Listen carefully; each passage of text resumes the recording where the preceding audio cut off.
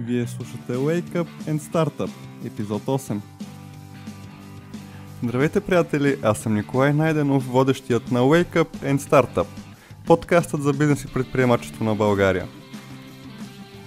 Помогнете ни да направим предаването по-добро и по-полезно за вас, като споделите вашите мнения и съвети във Facebook или ни пишете на имейл info@wakeupandstartup.com. Днес на гости ни е Николай Димов, създател на платформата за онлайн търсене и предлагане на услуги OfferMe.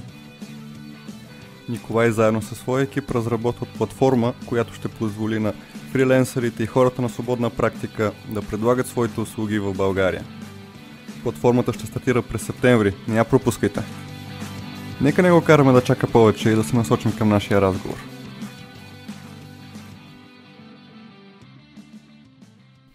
Ники, ще разкажеш ли нещо за себе си? Като цяло обичам да говоря много за себе си. Аз съм това, което съм. На 23 години съм. Так му завърших бакалавър в УНСС и имам собствен стартъп. Чудесно, доколкото знам, стартъпът е OfferMe. Можеш да разкажеш нещо повече за него? Това вече е доста моя любима тема, която обичам да дискутирам. Аз и моя екип създаваме иновация за България. Онлайн бизнес платформа за търсене и предлагане на услуги. Целта ни е да създадем онлайн пространство, където фриленсърите и хората със свободна професия да се развиват в страната. Искаме да създадем универсален маркетплейс в България, където хората да търсят и намират услугите, от които имат нужда. Супер, това е страхотно. Доколкото видях в страницата на OfferMe във Facebook, предлагате не само онлайн услуги, но и офлайн такива, като почистване на дома и други подобни. Най-интересното в OfferMe е, че ние пускаме конкретна платформа само за България и това ще е иновация на пазара, понеже пускаме и физически услуги. Няма хората само да вършат дейности онлайн, а ще могат да поръчат услуга, която да им се извърши на място. Това е чудесно, страхотно. Какво те накара да започнеш? Причините да започна са много. Интереса, желанието да създам нещо ново, да съм полезен на хората, да създадем нещо необикновено. Но за всеки стартъп седи лична история, така и за OfferMe. Една вечер имах една дилема, понеже нямах достатъчно финансови средства и се чудех дали да започна редовна работа или да продължа да уча редовно.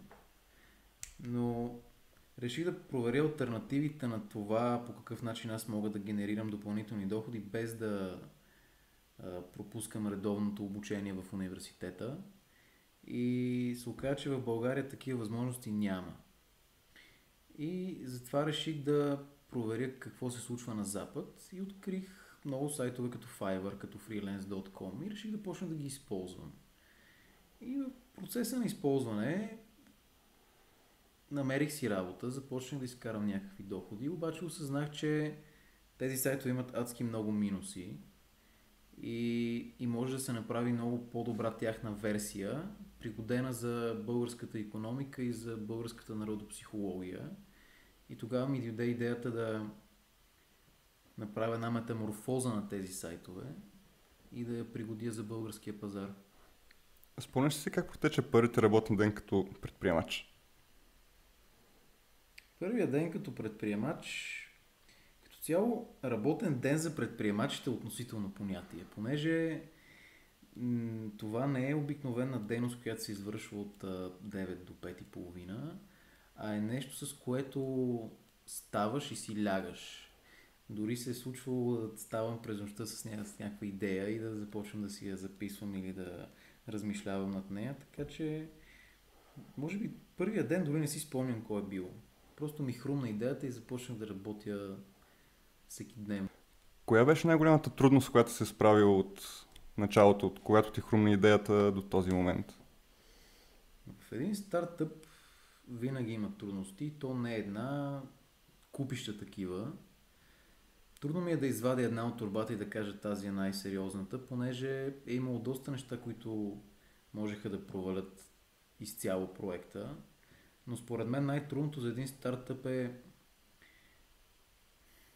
да стартира, да намери финансиране или каквито и да било средства, а също така и намирането на екип, понеже да намериш отдадени хора, които са готови на саможертва, в повечето случаи, които са готови да дадат пари от себе си, без да получат в замяна такива. И, и това също е една голяма трудност, където според мен всеки един стартъп среща. Какво ти даде силите да не се отказваш? Сили ти дава каузата. Аз си представям всеки един стартъп като една кауза, като нещо, което всеки ден те тласка да го създадеш, да го направиш и според мен самия отказ не е опция. Според мен хората, които занимават с предприемачество, тази дума не фигурира в техния речник. И като се занимаваш с бизнес, не можеш да използваш, пък камо ли в стартъп, според мен. Нека променим малко посоката на разговора и да те попитам, кой е най-щастливият ти момент до сега? Според мен най-щастливия момент те първа предстои. Имал съм доста щастливи моменти, но обичам да мечтая и мисля, че те първа този момент предстои. Ти вече спомена, че си събуждал през нощта с някаква идея и си започва да работиш по нея. Имало ли си други такива моменти, в които наистина скачаш от леглото или от масата, всички хора се чуват около теб, какво става? В интерес на истината тези моменти за мое щастие или нещастие започнаха да стават много чести и мисля, че те са една неизменна част от процеса по създаване и реализиране на един стартъп, понеже това нещо постоянно изпълва мислите ти и постоянно има нещо, за което се сещаш, без значение дали е малко или голямо и ти отдаваш огромно значение на тези аха моменти, защото те са тази бутаща сила за стартъпа. А какво носиш винаги със себе си? Със себе си нося винаги здравия си разум, усмивката си и моят телефон. Това са трите неща, които са неизменна част от моето ежедневие, без значение дали са делови или не. Чудесно. Ако трябваше да започнеш сега от начало своя бизнес, с опита, който имаш, какво би променил? Би ли променил нещо? В интерес на истината не бих променил абсолютно нищо, понеже смятам, че всяка една идея има нужда от това да измине определен път, докато озрее, докато достигне етапа, когато е готов да стартира и да се реализира. В този момент сам идва и той се усеща и всяка идея има трески за дялане и има определени трудности и проблеми, през които трябва да мине, защото когато имаш една млада идея, процента за успеваемост е много по-малък, ако този период не е минал и не се изчака този определен момент на зрялост, когато а, примерно да се намери финансиране или да се пусне конкретния стартъп в един определен момент. И също така и човек озрява заедно със своя стартъп, защото един човек трябва да си даде сметка какво ще му коства това нещо и дали той е готов да плати цената на този целият процес. Екипът или идеята? Кое смяташ, че е по-важното? Това е като въпроса за кокошката или яйцето. На мнение съм, че всяка една идея си има точния екип, но не можеш с един екип да осъществиш две коренно различни идеи. Отделно, че в практиката в повечето случаи идеята се заражда първа, след това се сформира екипа, така че аз мисля, че последователността е идеята и след това екипа. Но като важност те са напълно равностойни и обаче идеята без екип е едно абсолютно нищо. В днешно време връзките с хората и контактите са изключително важни, без тях няма как да се развива човек. Това искам да попитам, как създаваш контакти? Контакти според мен се създават много лесно, ако хората следват няколко лесни стъпки и правила, като например да са открити към хората, да не са затворени. Според мен винаги един човек трябва да носи визитка в себе си и разбира се, той самия трябва да търси този контакт, да се социализира и да търси събития, да, да се интересува от различни неща, да е активен в социалните мрежи. Според теб, кое е най-важното качество за един предприемач? Лично аз не мога да се спра върху конкретно качество, защото според мен този въпрос няма един верен отговор.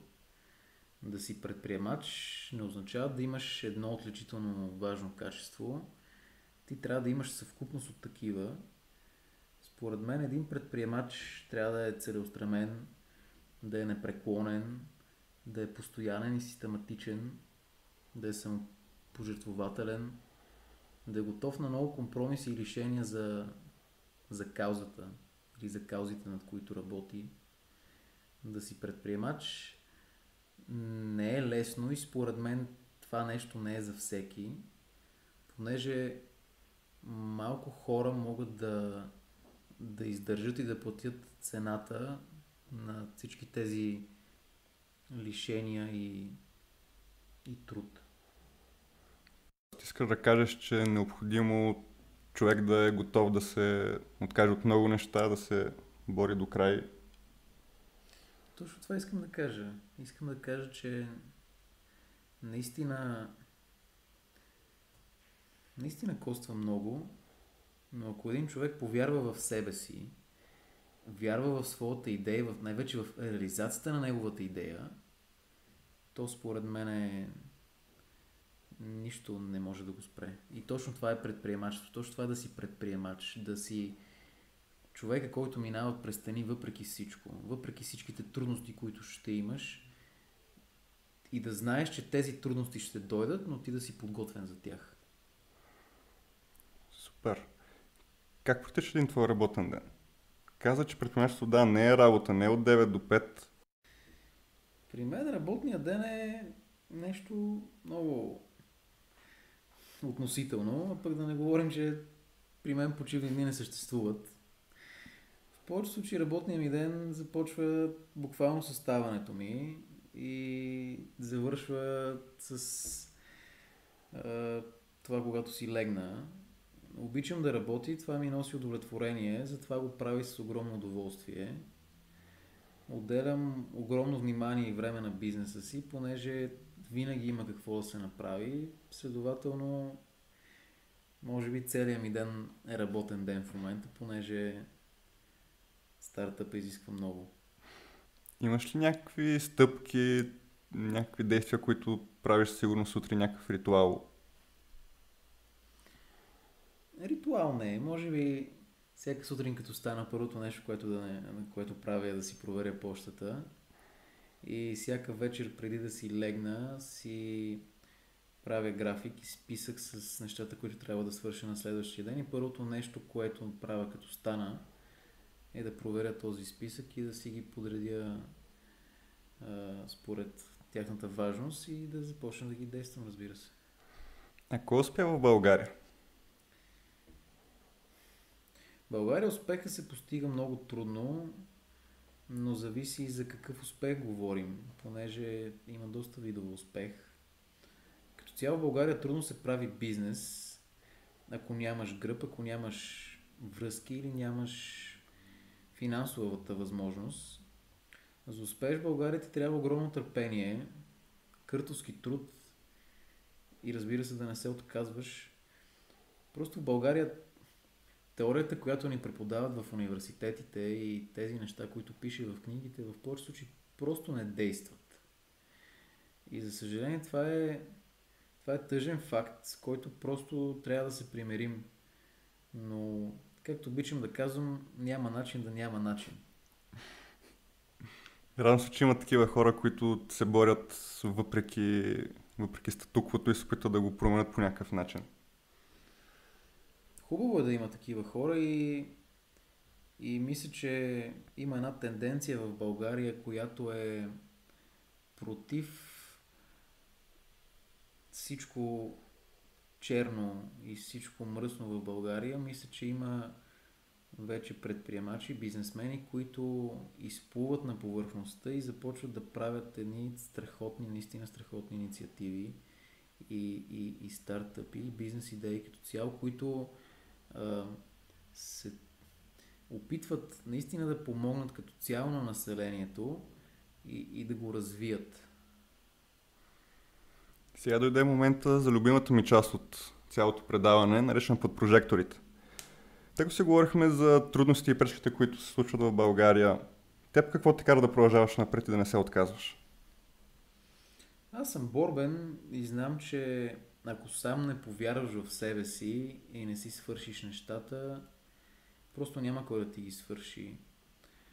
Аз продължавам, защото не обичам да се застоявам на едно място. Обичам да се развивам, да градя, да създавам.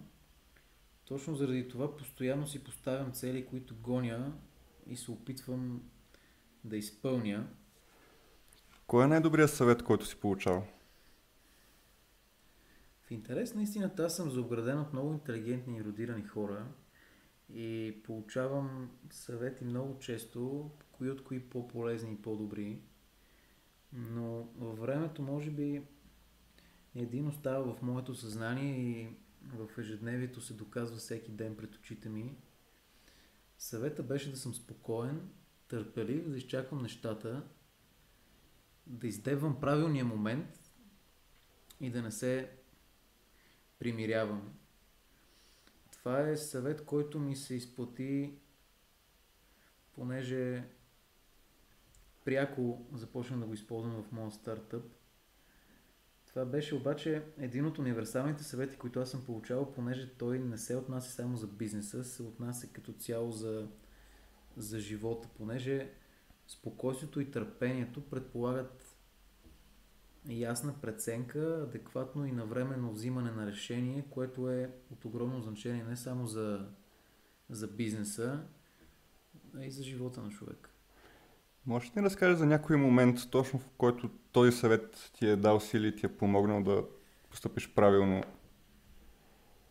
Когато един човек се занимава с бизнес, камо ли пък когато този бизнес е лично негова идея и той е вложил абсолютно всичко в него, той е много емоционален. Той приема нещата много при сърце и това е защото просто му пука.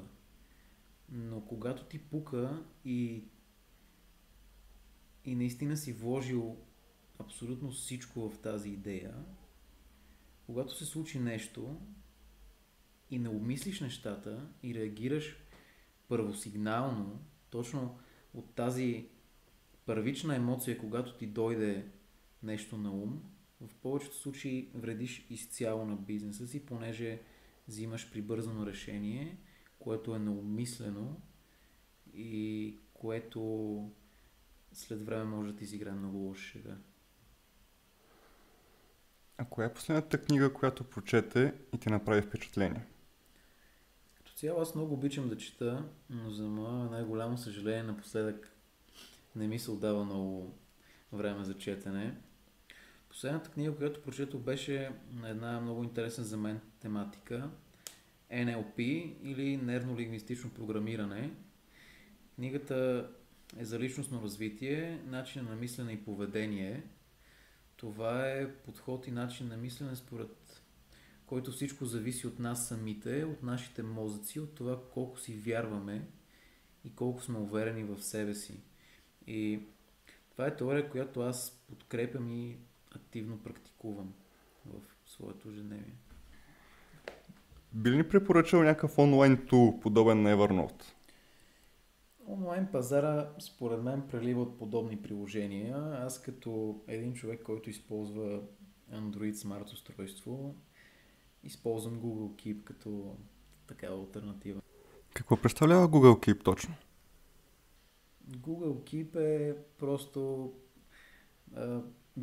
близко по логика приложение на Evernote и просто имаш бележки и начин за систематизиране на снимки, файлове, важни неща за теб и така нататък.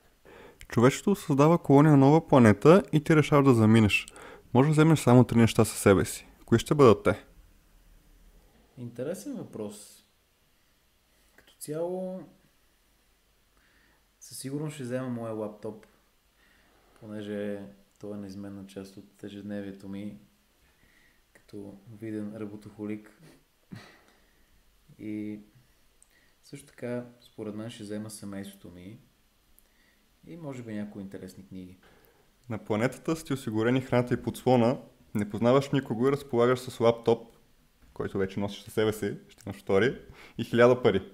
Какво ще направиш за първите 7 дни, за да стартираш своя бизнес отново от нулата?